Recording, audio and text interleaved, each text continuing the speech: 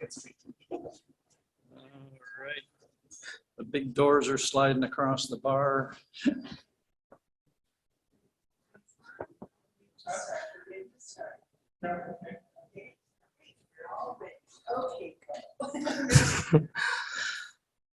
Electric Mermaid Emcee Derek Hanebury is a Port Alberni writer of poetry, fiction, and creative nonfiction who taught writing here at North Island College for many years. His latest book, Both Sides Now, is a compilation of short stories. Thank you, Karl. Sorry,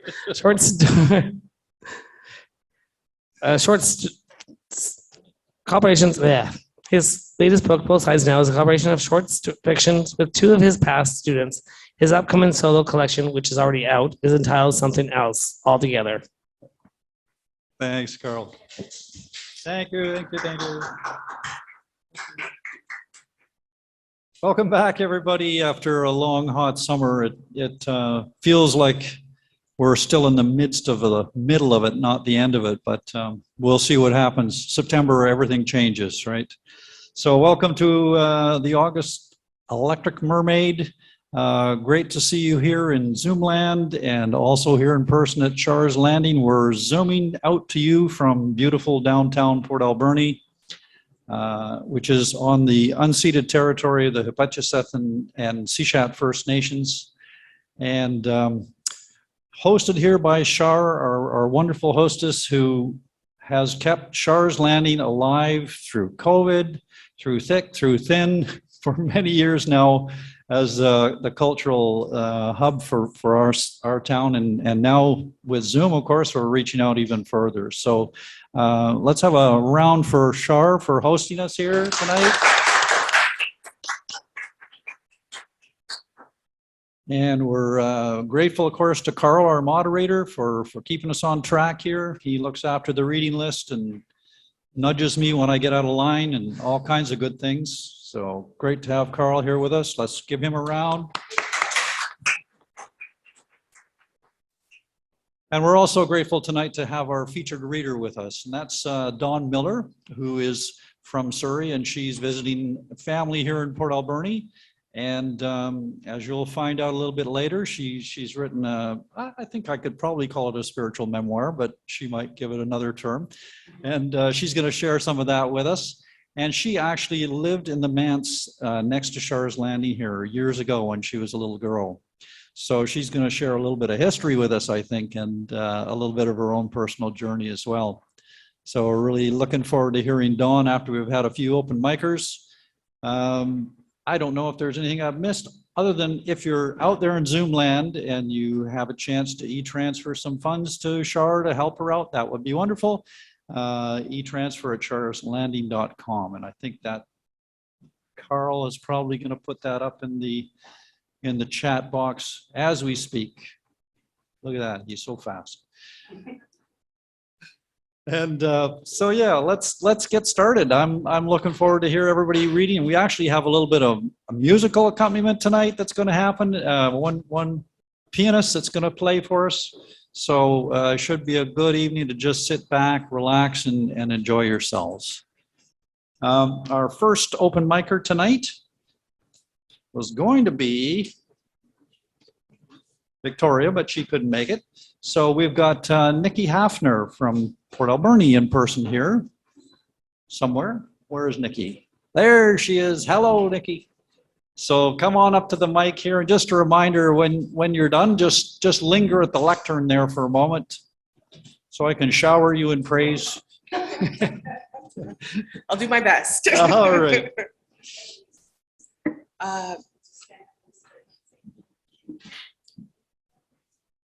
Hello, can you hear me? Is this good?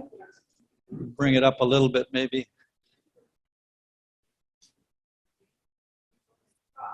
Okay, I will keep talking.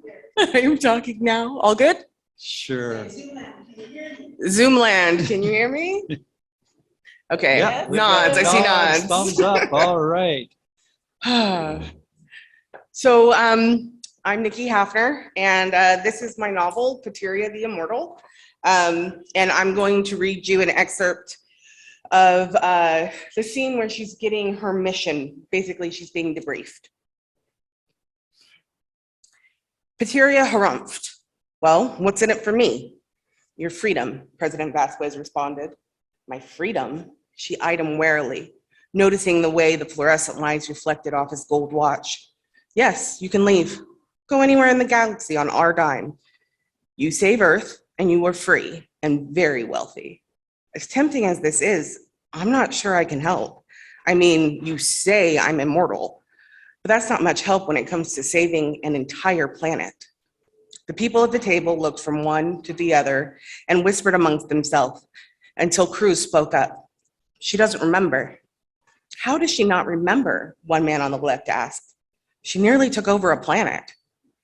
They had her memory blocked as soon as the technology was available, Cruz explained.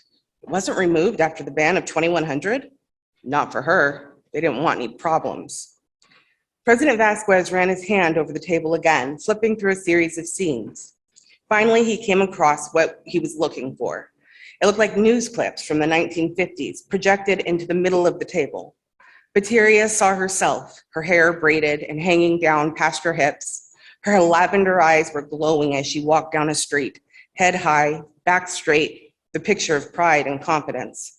Several rows of soldiers marched behind her, and the camera panned back, capturing the seemingly unending flow of soldiers and supporters. On either side of the street, people stood, cheering and throwing flowers. You led soldiers into battle and then through the streets in parades, celebrating your success. Some considered you a god. You considered yourself a god, really. There are people who still follow Iamiahe, Caesar explained. The name struck a chord in her, and she met his eyes again. I guess living at least 5,000 years will do that to you, though. His voice was solemn, measured, and a hint of envy clung to the edges of his words. He flipped from clip to clip, showing her marbled buildings in ruins, cities amid flames, and people fleeing in the streets. He stopped on a clip of a woman and 3 children cowering before Peteria. A man in a suit stood in front of them, shielding them as he yelled at Peteria, but she could not hear his words. He pulled a gun, haphazardly gesturing with it as he yelled. Peteria smirked silently, enraging the man. He leveled the gun and fired a single shot. The bullet ripped through her chest, just above her left breast, leaving a growing red circle in its wake. She looked down and laughed as the circle quickly stopped growing. She lifted her left hand, her lips moving silently, and a blue ball began to form at her fingertips. Slowly, the ball grew. The man's jaw dropped, and with it the gun clattering to the floor. When the fireball was the size of a basketball, he joined his family on his knees, begging for mercy. Instead, Peteria shot the blue flame across the room. As it sailed through the room, it grew rapidly and devoured all 5 people, leaving nothing but ash where they had been. Her jaw dropped as she watched. You see, you were out of control.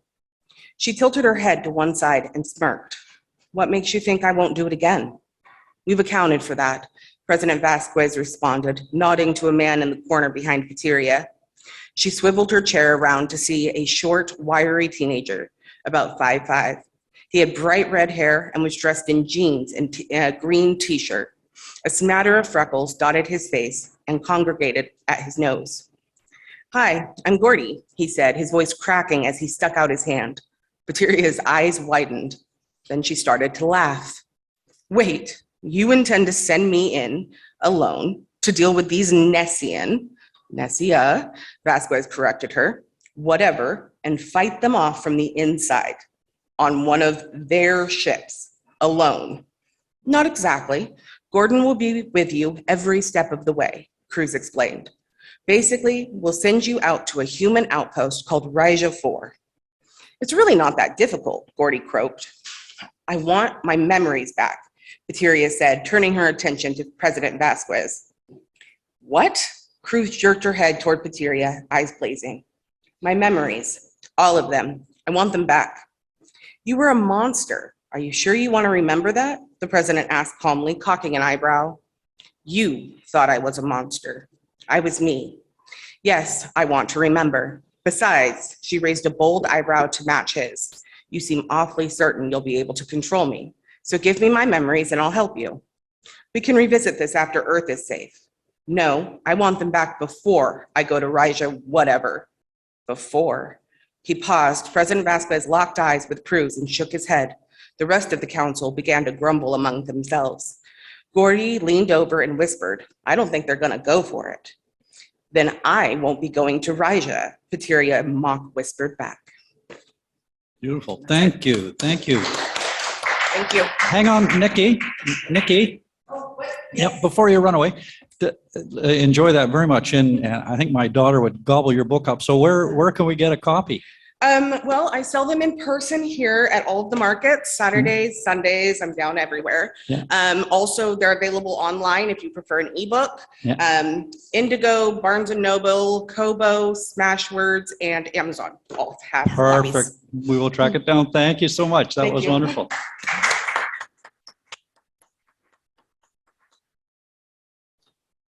All right, moving on, we're going to have one more open mic reader before we move to our featured reader.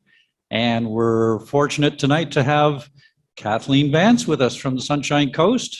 Okay, so, all right, unmuted. Okay. I'll be on the next ferry had been Susan's only words.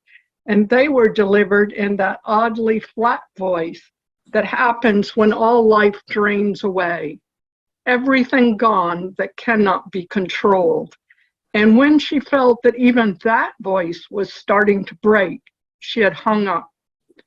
Focus, Susan told herself, and grabbing her bag, fished for the latest ferry schedule. 9:40, extra sailing from Langdale, thank God. What to pack? How many days? 9:40, not enough time for breakfast.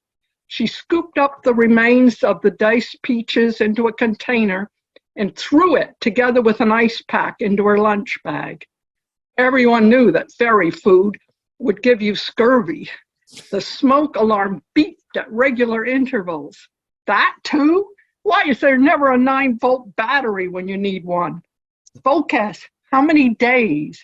Monday is organics pickup. Wednesday is trash. Tomorrow is the Writers' Festival. Focus, she reminded herself as she threw clothes into a bag and grabbed the phone to call her friend Daniel. We should never have taken the ferry home last night. Have to go back. Trying for the 9:40. Bus at 9:18 from Molly's Lane. Have to leave by 9. Be there if you want to come, she said and hung up. 40 ferry. At breakfast on the boat, Daniel started to speak, but Susan stopped him. I can't talk about it. Just let me read the local paper. They took the 257 Express and then the Canada line. There's a 9 Broadway or a 99 Express. Let's take whichever is first, Susan shouted as she ran for the stop. They caught the Express. How can a hospital take up so many blocks? Is this the hospital stop? Susan asked the driver. This one or the next one, the driver said. She chose the first one. Rushing up the hill, searching for signs, they finally made it to the main entrance, where she talked to the man at the information desk. My son, he was in emergency all last night. He's to have surgery. How do I find him? The man pointed to a phone on the counter. Susan repeated the information into the phone, which told her 885 Blackmore. Where's that? She asked the man, who gave her quick instructions. I need to go to the washroom, Daniel said. But I can't wait 1 more minute, Susan called to him as she rushed off down the hall. But halfway down, she stopped and had to return to the information desk. I'm sorry, I've forgotten the directions you just gave me. Her voice must have given her away because a woman who had just arrived behind the counter replied, I'll take you there. Just follow me. The woman left her just inside the door of the wing. Susan started down the hall, reading out the room numbers aloud. She hesitated at 885. Then she saw his legs and knocked on the door. He looked much better than yesterday. That day he had been stretched out on the couch, talking through the pain, apologizing for being such a bad host. She had insisted he go to a doctor. They know what's going around. They'll probably just say it's a virus and it will be all over in 24 hours. That afternoon, she had left for the coast, relieved that he had a doctor's appointment at 4 p.m. I can't rule out appendicitis. You need tests. Go to emergency. Here's a note. It says your case is urgent and they should expedite it. Take a cab, the doctor had said. I'll walk, her son had said, both to save money and to reassure himself. At emergency, they promptly lost the note. After 5 hours of being slumped over in a plastic chair, he was taken to an examining room where someone tossed a gown at him and told him, put this on. What do I take off? How does it work? Everything was the answer, so he did, including his socks and shoes. Drink this, they said, and he forced himself. They then came in with a needle or an IV. You need this too, they said. After the scan, he was told to wait in the hallway on a chair. He sat down next to a man who seemed quite drunk. The man turned to him, looked him up and down, slurred, "You got no shoes. You're even poorer than me, dude," and fell asleep. A hospital person came over to him and said, "I'm sorry, you have appendicitis. You're third on the list for surgery. They're trying to get you a bed." At 5 that morning, 12 hours after he entered emergency, they took him to the 8th floor, the TB ward, the only bed they had available. That's it. So, thank you, Kathleen. That was a perfect expose of the public health system in Canada. You know, the Royal Jubilee in Victoria, they finally got smart and they have volunteers who guide everybody to where they need to go in the hospital, because it's a maze. You get lost otherwise. But anyway, so are we going to hear the rest of that story next month, hopefully? Oh, maybe I'll just leave it up in the air forever. We can't wait. Please. All right.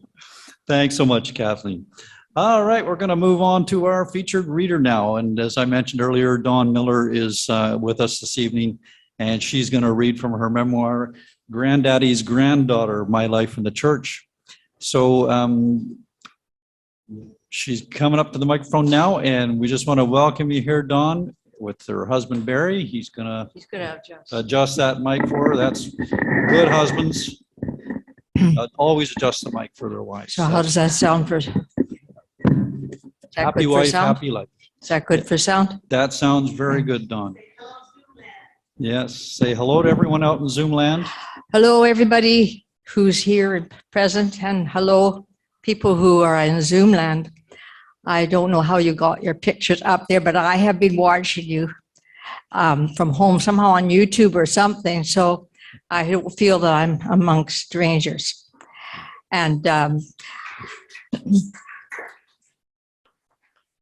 I think that the story I have, at first I said, no, I didn't want to do it because it didn't suit the clientele. I didn't think.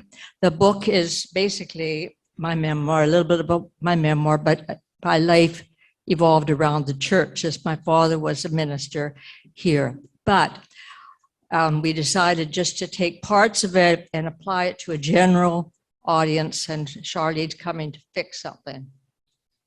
Are you fixing my picture or fixing my sound? Anyhow, so we aren't making it about church, but for things that I felt in church, that in a church building, this building especially, and it feels so good to come back here after all these years. And I met Charlene a few years ago, and although it's no longer a church and it gets less looking like a church every time I come, I still feel the same sense of good feeling when I come here. People in the church when I was a child were so kind, and encouraging. And the people who I have met through this have been so kind. As far as the title of the book, Granddaddy's Granddaughter, I might not read it all, but my grandfather, Grandpa Moses, he was a circuit preacher. He came from Ireland, and he was a circuit preacher in the Manitoba prairies. And my dad, Wesley, did not agree with his evangelical father on many theological matters, but he did become a minister of the United Church. And then I thus was raised within that church. In later years, I left that kind of a church and went to more evangelical settings, thus back to Granddaddy's roots. So that's why the title of the book. But I'm going to concentrate mostly tonight and on Port Alberni. And so my dad had come home. I was born in 44. Scratch that, you're not supposed to know my age. Okay, so I was born right after my dad went off to war. And so he came back, and the first church he had was Cumberland. And then shortly after that, it was this church. And I'll just read you a little bit about how I felt about my father. Now, keep in mind, he had been in a war. He came home for peace and quiet. And he said he felt like he had entered another time zone. Apparently, I didn't want to have anything to do with my father when he returned home from the war. I had been born just after he left for overseas. He was 3 when I returned, so I had no understanding of a father. I only knew that he took much of my mother's attention away from me, and I greatly resented his existence. This caused untold tensions between my parents. And also, I think the experiences on the battlefield changed my father, as it does men and women today who have gone to war, in ways that could never, ever be undone. It impacted his parenting and his marriage. Perhaps that's why I remained an only child. So we moved then to Port Alberni in 1950 when I was about to start grade 3. And some of the tensions were somewhat less. Now, at that time, the manse, which is where the minister lived, was in the parking lot there.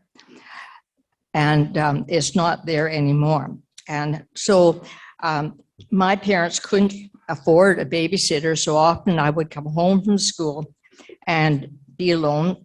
But because I was right next to the church became my alternate place to go seeking company, as I feel I have done tonight.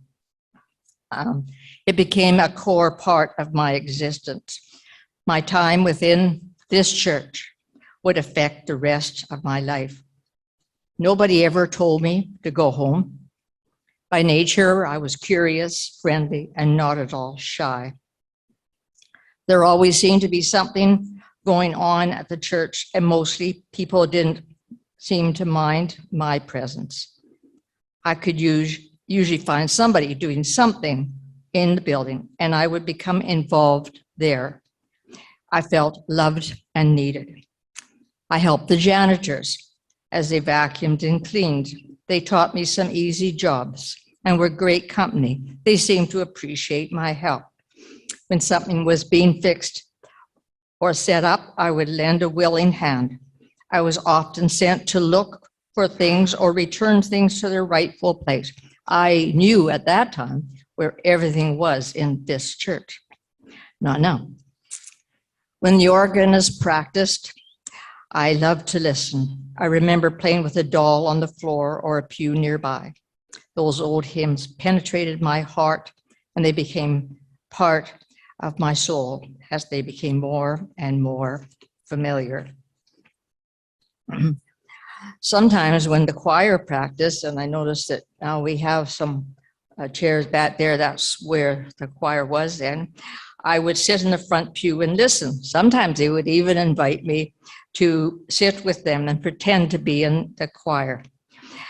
But they didn't let me practice their anthem, their special number for the Sunday. Those times they would ask me to sit where the congregation would be and then ask my opinion about how it sounded. They made me feel that my childish impressions mattered, even when I occasionally said something was wrong. Then they smiled or laughed, and sometimes they even did the song over. My greatest influence was from a lady who led the Explore group. This was a group for girls from grades 4 to 6 who met one day a week in the church basement after school. There were songs and crafts and Bible stories. I was too young to be a member, but the leader really needed me. I met her at the church before the girls arrived, and she got me to do the craft for the day to see how it would work for a child. I liked crafts, so this was fun. Then she let me set out all the supplies for each girl and help those having difficulty. She let me clean up all the mess after and put things away. And before the craft, she let me give out supplies for the games and put them away. If one team was short a member, I filled in. I got to help her hold up a picture as she told the stories. And when it was all over and everything was cleaned up, she asked me to walk her home and carry her bag. She always rewarded me with a hug and sometimes a candy once we reached her home. I loved feeling useful and needed. I do not remember ever being reprimanded by my folks, so somehow I must have managed to be home when expected. I received so many gifts from church people because they loved me. I remember the beautiful dolls, some small, some larger. They took up an important part of my room and gave me somebody to talk, sing, and read to, and somebody to hug. I was therefore never really alone. I don't really have a clear recollection of my parents' activities at the time, as I was too busy. During the time that we lived here, my father oversaw the building of the addition to the front of the church, that 25 feet, giving more space for the growing congregation. He also started very affordable church camps at Parksville using army tents that he somehow got hold of. By the time, so grade 1, 2, and the beginning of 3 was very happy, but in the fall of grade 3, some surprising and upsetting changes came to my small, happy, secure world. Something seemed wrong, at least at home. Mostly I escaped to this church or to my dolls, so I didn't hear much of what was happening. One evening, my mother took me, my dolls, and a blanket out to the mat steps. I was forbidden to go to the church or go back into the house until she came for me. As I played with my dolls, I looked up and down the street. There were so many cars. The door to the house was open, and I could see Mom talking on the phone, and she was crying. I have no idea of how that evening ended, but the next day we were moving immediately. Furniture was being put into storage, and we were to go to Vancouver and live in a motel. A big suitcase was put on my bed, and I was told, start packing. So all of my dolls and their clothes didn't fit in the suitcase, so I took the extra to Mom and Dad. And when they saw I'd only packed dolls, they said I could only take one doll and my old panda bear. And I was totally devastated. In later years, I became an integral part of church leadership. And I now understand that whatever had transpired within the church was serious. Perhaps my father had done something wrong, or he was the victim of malicious gossip, and this had to have caused turmoil with my parents and fear for their future. Therefore, it is to their credit that when their little daughter dissolved into a weeping puddle, they decided something had to be done about the doll situation. So following many phone calls, Mom arranged for that other girls in the community would adopt my dolls. They helped me gather them together in the back seat of the car, each with their own luggage. And Dad drove me from home to home, and I was sent to each door with a doll. I'd ring the doorbell, and a girl and mother would emerge and show excitement and gratitude about adopting my doll. Between stops, Dad talked to me and explained I really had too many dolls to adequately look after, and other girls had far fewer than me. He said I was being very unselfish in helping my dolls and those girls. When we finally got home, Mom gave me a hug and told me I was brave and kind, and she was proud of me. So a very positive spin was put on adoption. So many years later, we had one daughter, Tanya, who's here with us, and she's a symphony conductor. You can Google her, Tanya Miller. She's married, but she kept her stage name. And things went wrong with that birth. And so we ended up adopting children. We adopted 4 boys, and we fostered a handicapped girl for 16 years. So back to my problem, we departed for Vancouver, and life became very chaotic for us all. My parents lived for 2.5 years. They worked in jobs not connected with the church.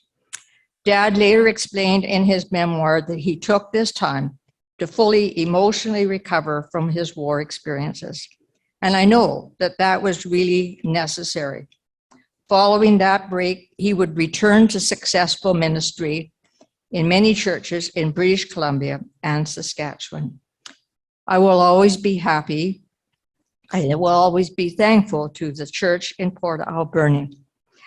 Everyone there treated me as a valuable, lovable, worthwhile little person. They built me up. These people were all that really mattered in my small world. I didn't feel shy around people as I had not experienced rejection yet. Meanwhile, I had to deal with the real world without my previous support connection. Life was never going to be as easy again. The church at Port Alberni made me a stronger and better person, and I am very grateful. Future life storms would rock my boat. However, Port Alberni helped me build inner strength and purpose, so I would never completely disintegrate in times of strife. And I have no idea how many minutes I've gone, and I'm supposed to have 20. So I'm just going to comment here. I think that we need to take from this, and this applies to all people in a church or not, the children that are not necessarily in our family, that we come into contact with. We need to show friendship and love and support. And sometimes these devices that they hold in front of them becomes almost a barrier between us and them. And we somehow have to get over that, because those connections of those people, I can't remember their faces, but I remember their kind words. We need to do that for our children in this day and age. Here, here. So how many more minutes do I have, Derek? Or do I have any? Can we have some time for questions and answers? Because it's kind of nice. People want to ask you some questions. And by the way, I might add, because I don't have time to read that, is that we went to Ladysmith eventually, and my dad and mom worked at McMillan and Blodell, and we became part of the church there. And then my dad returned to ministry. And I think the 2 comments I'd want to make about that is, Often things in our life happen that are very, very bad. Things that seem like our life is over. Horrible things happen. But if we look carefully and we work hard and we have encouragement from other people, everything bad that happens, there can be good that comes from that. So we don't need to get discouraged, and we need to look for the good. My dad needed that time away. So although it felt horrible, it was good for our family. We had time to connect better. Beautiful. Beautiful. Thank you.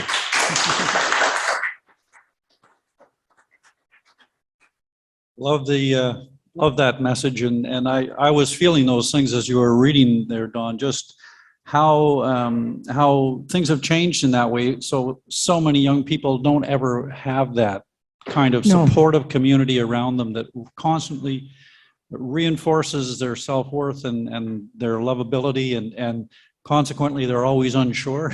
and yes, when the boat gets rocky, if you don't have that solid foundation, it gets a lot harder to navigate the storms. In later years, later in the book, I talk about my experience bullying. With bullying, you can see with the picture in the paper, if you look closely, I have orthopedic shoes, boots on. And I also had a lisp, and the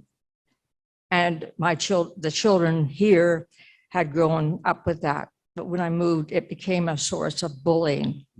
And I remembered they just didn't understand that I was a valuable, worthwhile person. What the people in this building did for me made me able to endure that. Beautiful. Super. Thank you. Are there any questions from anyone here in the audience? You can holler them out, or else from Zoom land.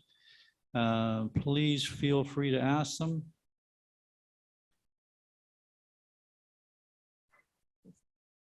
Yeah.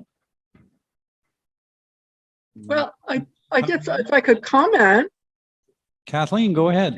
I really like the way that sort of doll story was so essential, the way it kept developing and really became such an essential part of the story.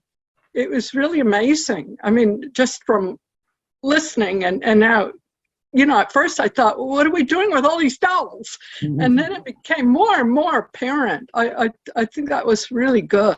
Yeah.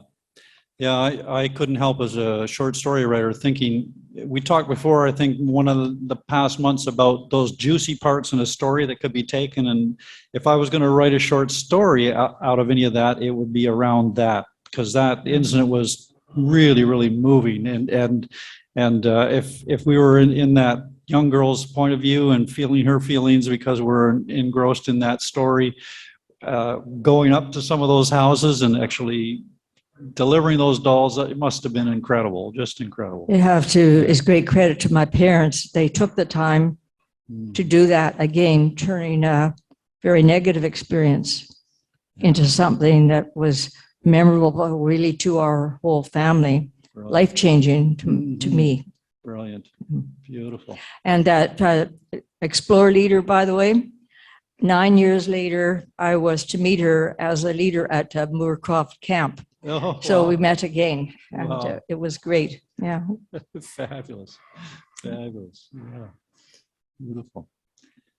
All right. Any So other am I done? questions? I think we're going to let you go. Okay, But we goodbye.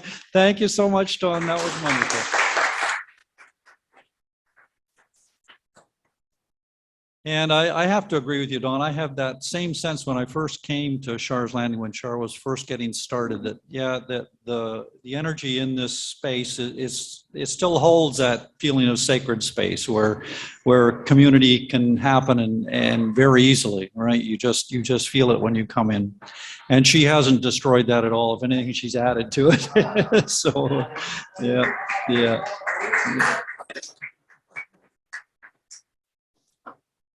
All right, so we'll go back to some open mic readers now. And I think we're going to flash back to the Sunshine Coast, and Okay. David Kippling is going to read us some fiction or nonfiction. What's it going to be tonight? Whoops.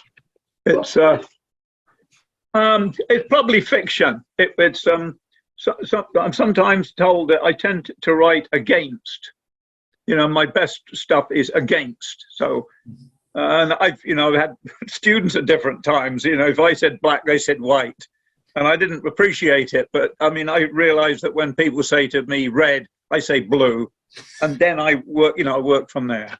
So here we go. Suzanne disliked the city's harbour front as much as Leonard worshipped it. She was shivering in the front booth of the Café Villeneuve, wiping the misted window, for most of the mist was coming off the freezing, bloody St. Lawrence, and Suzanne was wondering why the hell she'd chosen the miniskirt tonight. Well, Leonard had raved on and on about it. He'd even written something he called a haiku about the zipper. Why do all the cute guys turn out to be a bit weird? Two sailors glanced at him over the counter. Suzanne had to pick up a diploma at tech school over in Lachine and then rush to a job interview at the Laval dealership, all before noon. Tomorrow. That would mean the bus and then the number 2 metro. Damn, past 10 already. How was she going to get enough sleep? Leonard entered, pausing long enough to be noticed and for the sandalwood to breathe through the doorway with him. He bestowed the gift of Zen empathy on 3 tired millwrights playing cards in a booth over by the kitchen.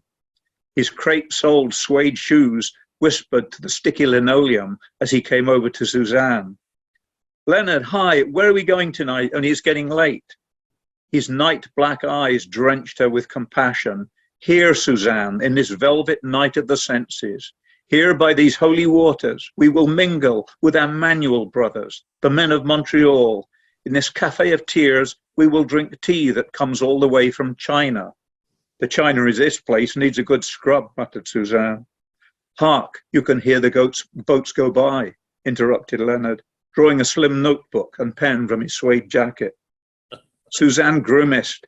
Leonard, those are Hanjin container ships, Korean, not Chinese. Those 2 are in from Hamburg, being towed into quarantine. My brother Kevin works on the tugs. Leonard pinched her arm sharply and murmured, when did you develop this bourgeois fastidiousness? It stabs my heart like an icicle. Suzanne sat back. Bourgeois? Have you seen where my mum and dad live? Suzanne tapped her nails on the Guy Lafleur coaster, sticky with God knows what. She peered up at him, cracking her neck. Damn it, second time today. It was hoisting out that Subaru gearbox on Monday, had to be.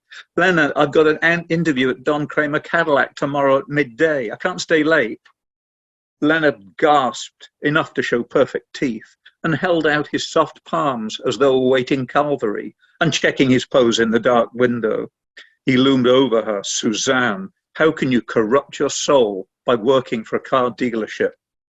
Leonard, was your soul corrupted when you parked that new Volvo across the street? You sure touched her perfect bodywork with your mind. Go suck an orange. Suzanne seized her embroidered Afghan shoulder bag by its multicolored throat and walked home.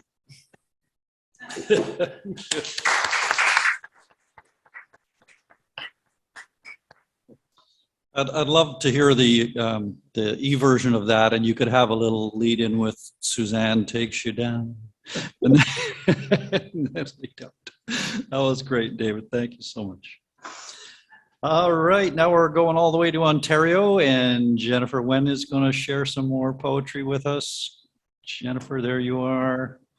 You're on mute. Good evening. Good evening. How are you? Not too bad. I hear you're really hot out there on the island. Smoking in the Alberni Valley tonight. Yeah. Oh yeah, no, we've been quite pleasant, 26 or 7. Uh-huh. I'm going to do a few bird poems, mostly denizens of my backyard. I have a new book, my full-size volume coming out sometime in the fall. I'm not sure exactly when, but I'll let everybody know, of course, when I do know, called Hear Through the Silence. And one of the things I that's in it is a suite called Avian Odes. 11 different poems, each one of which is dedicated to a particular species or individual. And what I've got are 4 that for some reason or other, short ones that I've never done anywhere. So yeah, here they are, world premieres, I guess. So the first one is, now I'm not sure which of these birds, some of these birds you will have out there, some of them you won't, I think, but I'm not sure which of these 4 that you've got. The first one is black-capped chickadee. We have. Say it. Yeah, you got it? Yeah, okay. Maybe it's the plaintive Phoebe early in mating season, perhaps the feisty chickadee warning of an intruder, or possibly the little black-crowned gray buff figure darting in to snag a choice seed from the feeder and dashing out to tuck it away in a bark crevice. The manifestation may vary, but you are there somewhere, ever alert, first to find new food, hatching schemes to outwit and outlast. Overtopped by soaring predators, you zip in and out, never exposed for long. Encircled by scavengers and competition, you outthink them all, eat what's on offer, spread the horde in a multitude of never forgotten nooks. Endlessly adaptable, your eye is always on the main chance. Now, the second one I think you do, because I think almost many places on the planet have these, house sparrows. Overlooked as ordinary, drab, small, the planet's most widely distributed avian, hanging around humans in gregarious flocks, safety in numbers, tackling my feeders in relays, socially singing in nearby bushes and the deciduous hedge, always there, ubiquitous substrate of the winged world, spiritual cousins of the laborers and fishermen, crafts workers and servants, middle class and slum dwellers in my own family tree, pervasive ostinato over which flashier performers strut, seeming mundanity veiling unheralded nobility. Now, the next one is a bit of an exception in where I saw this bird. A mallard family is the name of the piece. And I have actually had mallards in the backyard the odd time over the years, especially in spring. I think attracted by the neighbor's pool.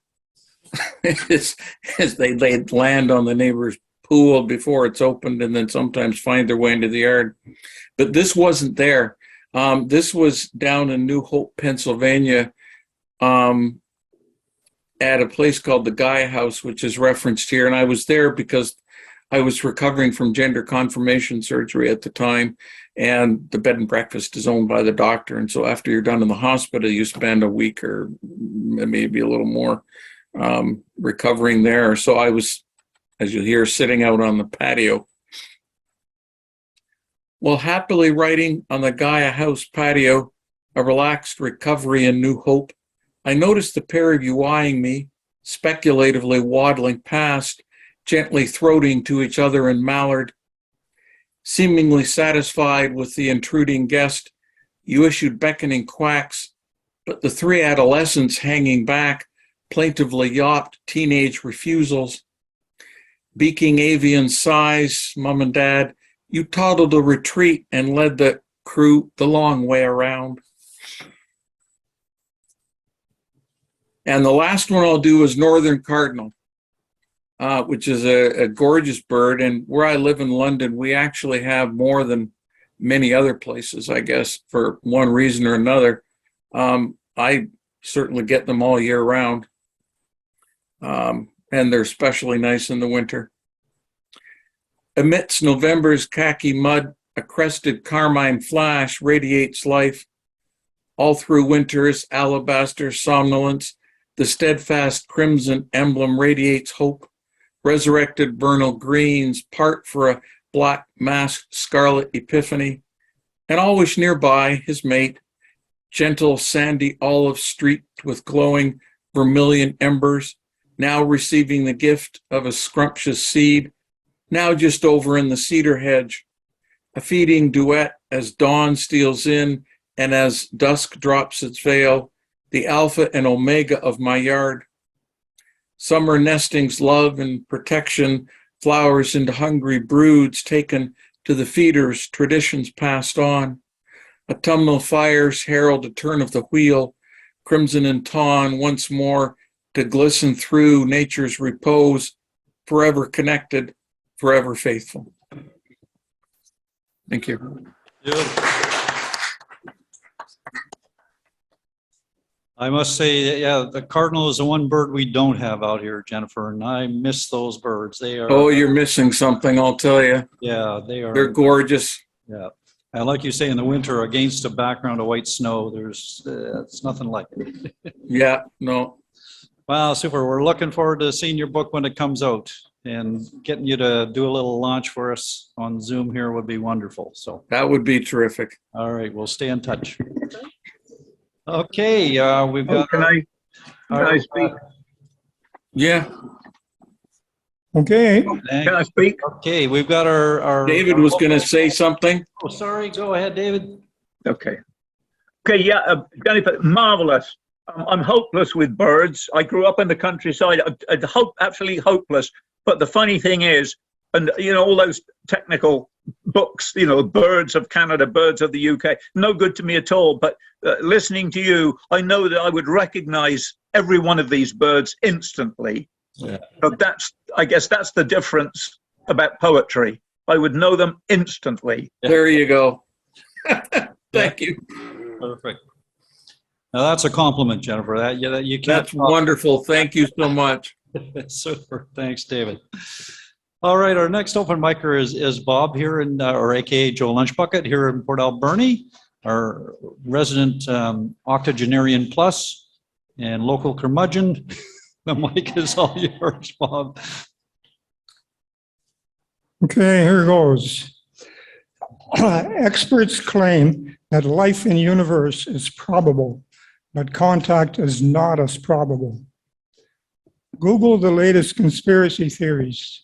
Are 17 ET species already here? Even UFO deniers cannot disclaim some UFO sightings. Space is billions of lights, with some going out and many mysterious objects flashing by. If there are 1 million habitable planets in Milky Way galaxy, will some of their suns burn out, or will its inhabitants overpopulate, and they'll have to search for another Goldilocks planet? If some desirable real estate is already occupied by Stone Age tribes, will they emulate colonizers' success, awing Aboriginals with technology and scaring hell out of them with missionaries, offering to save their souls? Will they divide and conquer, backing some tribes against others? And what wars don't decimate their viruses, germs, alcohol, and drugs that they're immune to will? Will this thin the herd and create breathing space? Is it possible that 21st century Earth inhabitants are victims? Has ET clandestinely global warmed Earth related released viruses turned us against our God, driving males mad in random shootings and giving warring foes destructive technology? Has Earth not been asked to join Milky Way galaxy of peaceful nations because ET don't see us as intelligent nor civilized? If the mark of society is how it treats the least of its citizens, have we failed this test? Did ET send their best in colonizing mission, or just empty their prisons like Brits did in Australia? Could ET be here to recruit missionaries to colonize other planets? Because we're practiced killers that choose war over arbitration.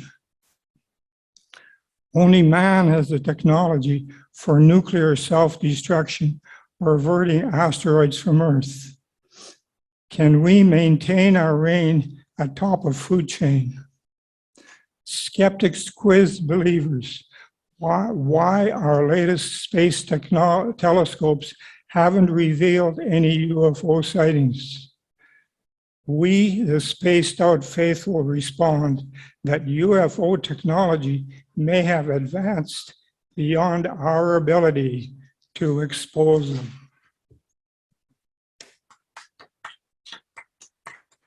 Thank you, Bob. Thank you very much, Bob. Yeah, it's possible, isn't it? They're cloaked, so we just can't see them. It's a conspiracy. I got one, but nobody's offered to print it.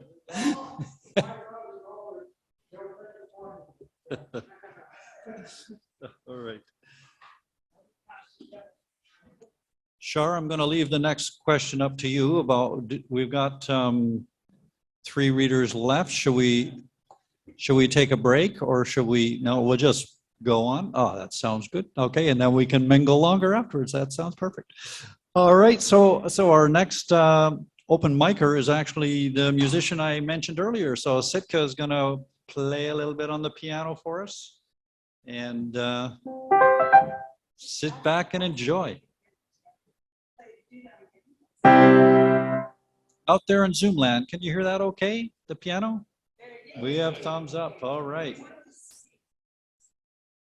All right, we'll rig a mic up for you too here, that'll be. Yeah. Good thing we had a long cord there. That's it. Okay. Well, this isn't the right night for trying to sing. Oh, okay. Just There we go. Perfect. say Zoom land. Zoomline, can you hear me?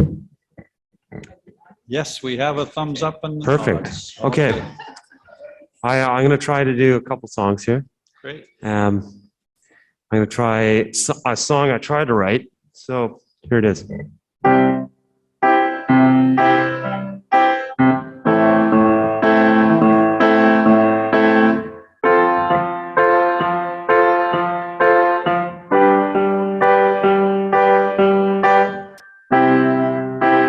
This ain't a cover, it's just another song that keeps going on. This ain't for a lover, it's just another note for a sailing boat. This ain't a ballad, it's just another prayer for a peaceful day. This ain't a blues song, just another beat for an empty street. This ain't for you at all, just a part of me that you can't see. What do you want? What do you need?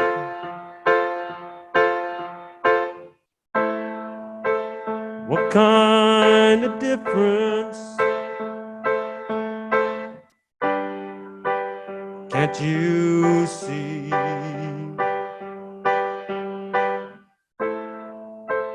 What do you want? How can I make you a part of me?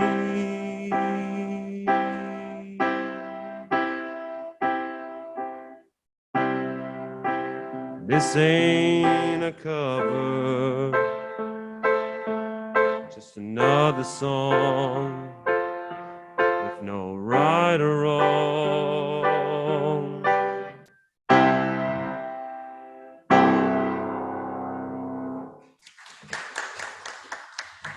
Okay. Okay, I'm gonna switch gears here a bit, maybe.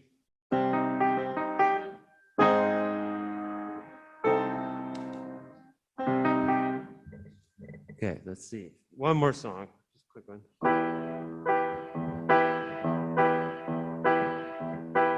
Roxanne,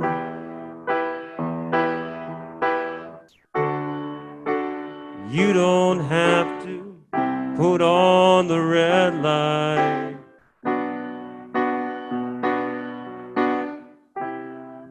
Those days are over. You don't have to sell your body to the night. Roxanne,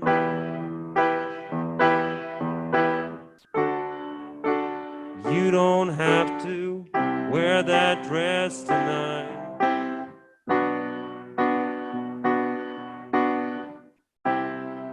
Walk the streets for money. You don't care if it's wrong or if it's right. Roxanne,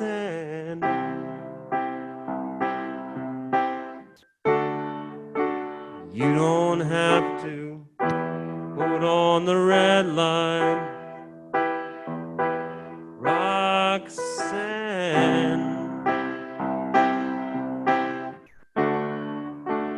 you don't have to.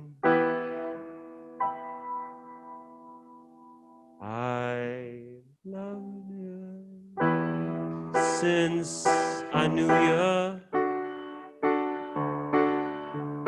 I wouldn't talk down to you. I have to tell you just how I feel. I won't share you with another boy. I know my mind is made up. So put away that makeup. I told you once, I told you again, it's a bad way to live. Roxanne,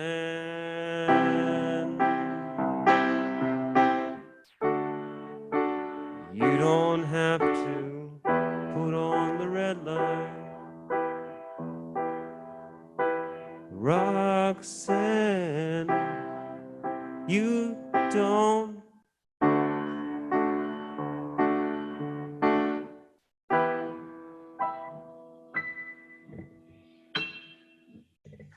It's nice to play piano. Thank you very much, Sitka. That was nice and wonderful to have, a little bit of music in there and some good, great lyrics. So hope you come back next month and share some more. Sounds good. Thank you so much. Thank you.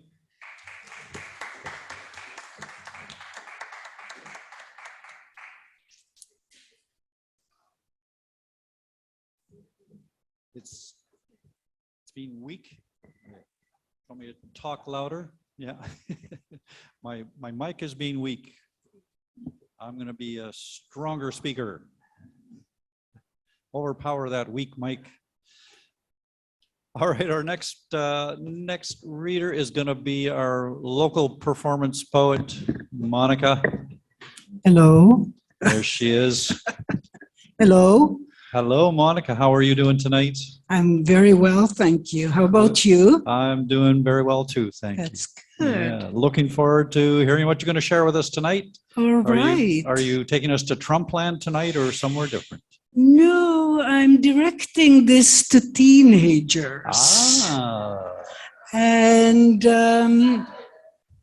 what I have done is I've taken myself as a teenager and a decision I did, and maybe this could inspire teenagers that are in crossroads and wonder, should I take the right road or the left?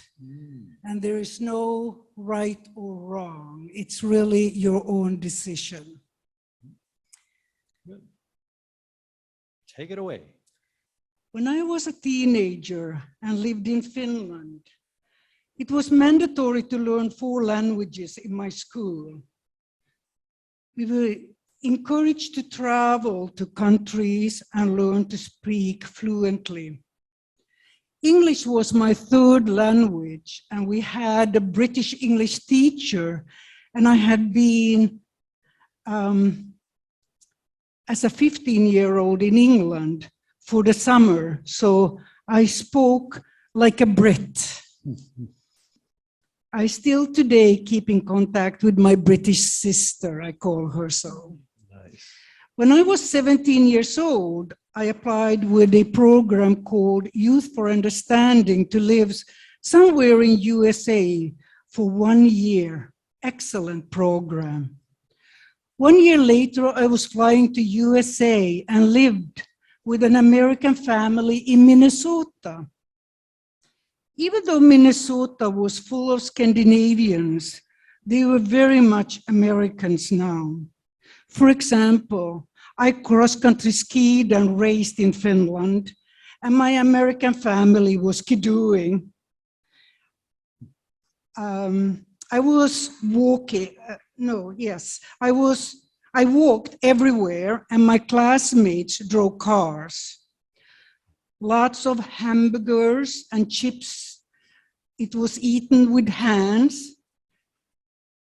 In my country, nothing was ever allowed to be eaten with fingers, ever. I was swimming at the lake and removed my swimming suit outside the cabin door and wiped myself dry, put the towel around my body, and walked in dry. Family was screaming, "What am I doing?" I explained, and they just walked and explained to me that next time walk in with my wet swimming suit. Okay. In Finland, we had a sauna in every home, and we are all naked in there. So this was very confusing to me. In my senior high school year, I got so many friends and also privileged to speak in different venues that's a book cannot teach. This July, we celebrated our 50th class reunion, and we joined all together by Zoom and by attendance, and it was such a joy. I wrote a poem in honor of our anniversary, and it goes like this. I like to start to say, thank you, St. James, for allowing me to have the most amazing experience. This is something one cannot be taught in a classroom. I hope that Youth for Understanding organization is still running and allowing more students to go through the program. And I've written the poem called Memories of St. James. Arriving at the Twin City Airport, hugs and tears and hugs. Oh, it felt so exciting. New family, new country, everything is new. I need to go to the loo. What? Oh, the bathroom. Driving to the highway. Lorries are big. What? I point and the answer is, oh, it's a truck. Mom is cooking a meal. Come guys for dinner. What? What is a guy? A guy can be a she, a he, and pluralist. Oh, I wasn't taught that in my British English class. Have some corn. What? Corn is for pigs. No. Sweet corn is for humans. Mmm, so good. Butter is dripping, drip, drip, drip. Let's go riding. Oh, sure. It didn't take long when one horse started to go backwards towards the barbed wire and ripped the leg pant open. Oh, just control the horse. My last horseback moment was when the horse said, "Oh, no, not today." Flicked his two hind legs up in the air, and I sat down in the grass. Music from our band. Oh, yeah. Music from the world. So cool. Long hair, flare pants, and round glasses. Oh, yeah. We wanted peace and free love for all, and we did it. S-A-I-N-T-S, let's go S-A-I-N-T-S, S-A-I-N-T-S, let's go S-A-I-N-T-S. Oh, St. James had a heart of gold. One gold, and not the whole state down. The best basketball and wrestling school in Minnesota. Amazing. What an accomplishment. Oh, our 72 class just rocked and rolled. So much soul and love. Like John Lennon wrote in one song, imagine all the people living in harmony. Oh yes, we certainly did that. Thank you, St. James, for the best memories. I will never forget it. As long as I live, God bless and thank you. God bless America. Thank you very much. Any questions? I want to just say thank you for that. It's like every time you read, I get to see a whole other side and shade of you, Maka. It's wonderful. Oh, Yeah. thank you. Beautiful.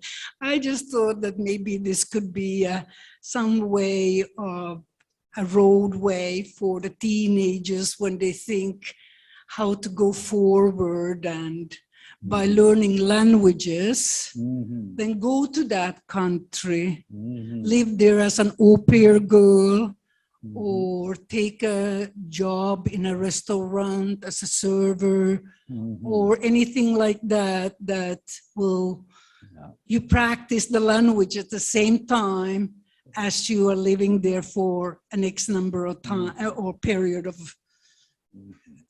X number of period, yes. Yeah, that exposure to an immersion in a different culture is so broadening and Yes. so excellent. Yeah. Yes. And you just learn about tolerance and understanding and so many things. Yeah, fabulous. Yeah. Thank you. Thank you. All right. Okay. I'm going to jump up to the other mic.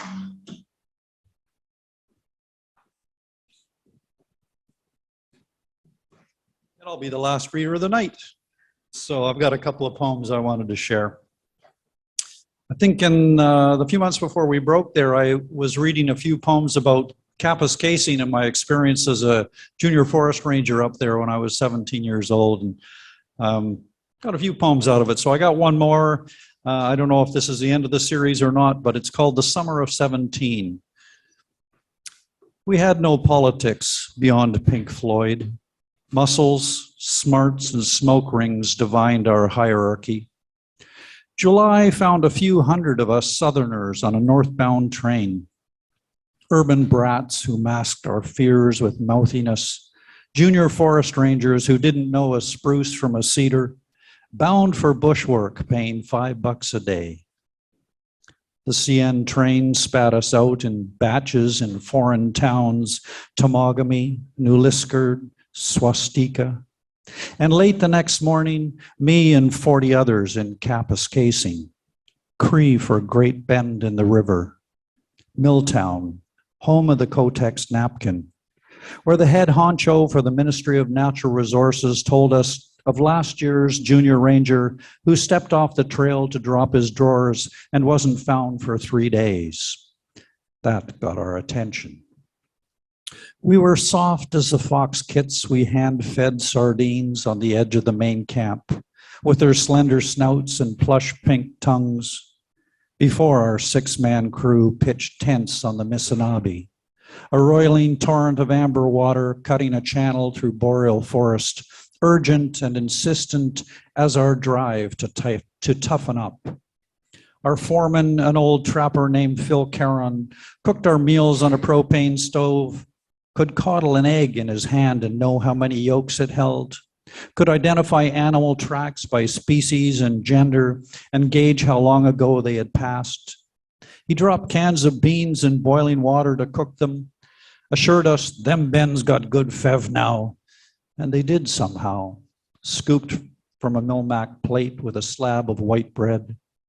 Phil taught us to walk in the bush, stepping over logs, never on them, to pee on a bee sting, to read the river for rocks and rapids, to work at a pace you could maintain all day.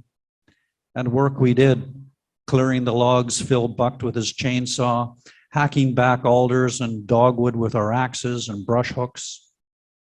Pete Rose was the weak link in our crew, a classic dog fucker who took an hour to file his tool and still wouldn't cut anything bigger than his baby finger, who always needed a piss or a drink of water when the work got heavy.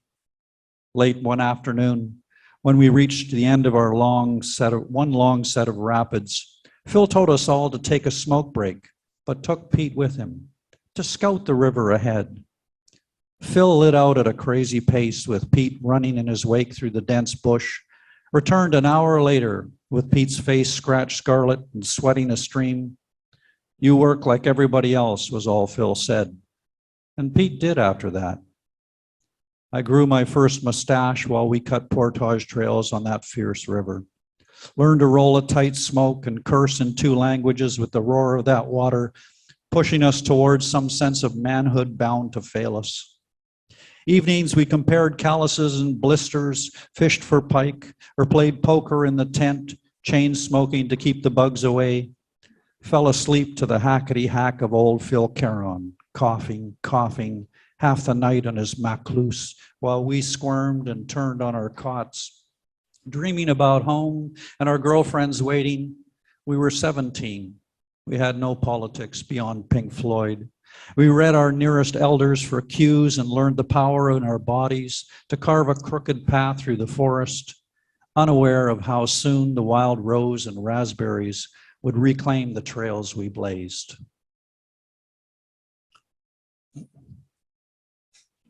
Thank you. And then the last one is called Drunks and Fools. I've just finished mowing the lawn when the neighborhood mechanic and his wife, 2 sheets to the breeze, come shambling up Leslie Avenue. One glance and I can tell they dined down at the Northport Brew Pub and wisely left their Jeep parked in the street. They walk as if the knuckles of their knees have lost their torque. Their doggy bags of leftovers dangle from their left hands, and their heads bounce like they are hanging on rubber bands. I'm guessing a growler of Vancouver Island Golden Ale has been emptied and abandoned somewhere along the road, for their right hands grip red plastic takeaway cups like they are lanterns guiding them home.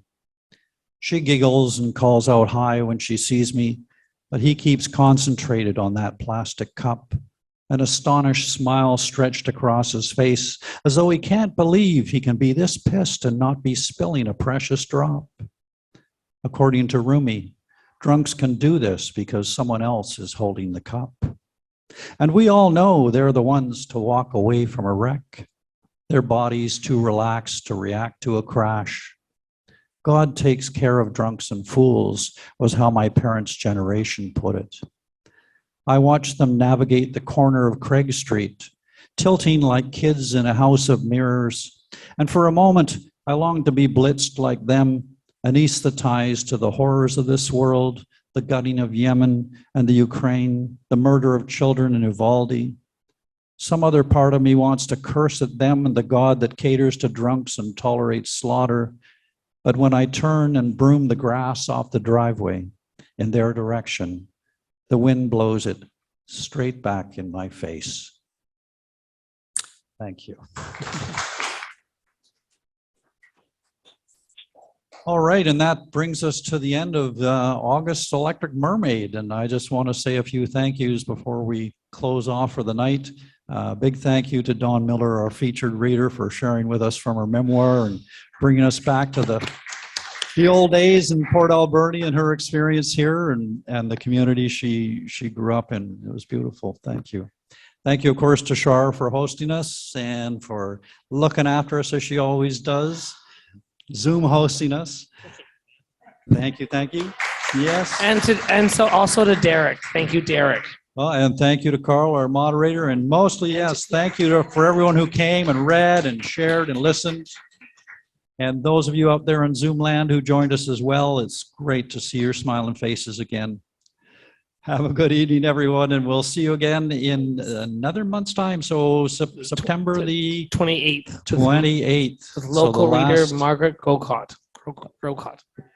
Well, Margaret Grocott's going to read. Wonderful. Okay. Local Port Alberni artist as well. So, all right. So those here in Char, feel free to stay and linger and mingle. And those of you out in Zoom land, we might include you. I don't know, or we can chat amongst ourselves as you wish. Whatever you want. It's Take probably care, late everyone. for Jennifer, so she might want to go to bed. Thank you again for coming. I don't blame you. Okay. Yes. Good And night. Kathleen and David, we'll see you next month. Yes, Will.